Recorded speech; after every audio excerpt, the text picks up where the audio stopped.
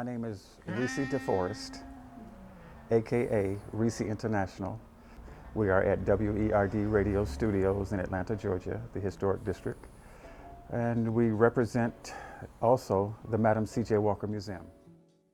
It was 2 years into the lease that I learned about WERD Radio being the first Black-owned and operated radio station in North America. Dr. King used that station to coordinate logistics for the civil rights movement directly above me. Dr. King's office was on the other side of this vinyl collection in the next room of the Prince Hall Masonic building. I had no idea until I moved in about the richness of that aspect of the legacy. It just started to own me.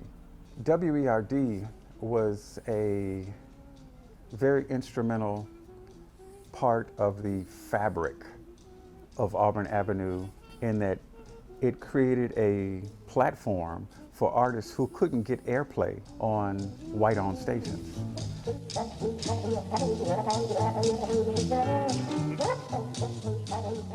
It introduced jazz to Atlanta. It had gospel shows. WERD was directly involved with the nucleus of the African American community.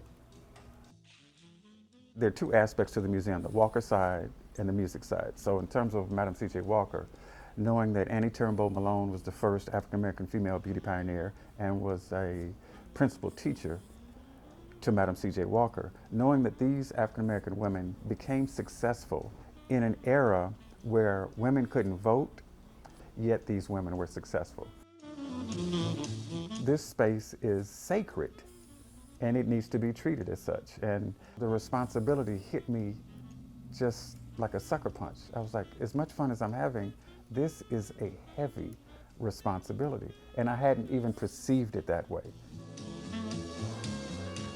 So I've kept this dinghy afloat. So I'd like to pass it on to some capable hands and continue on with this rich legacy.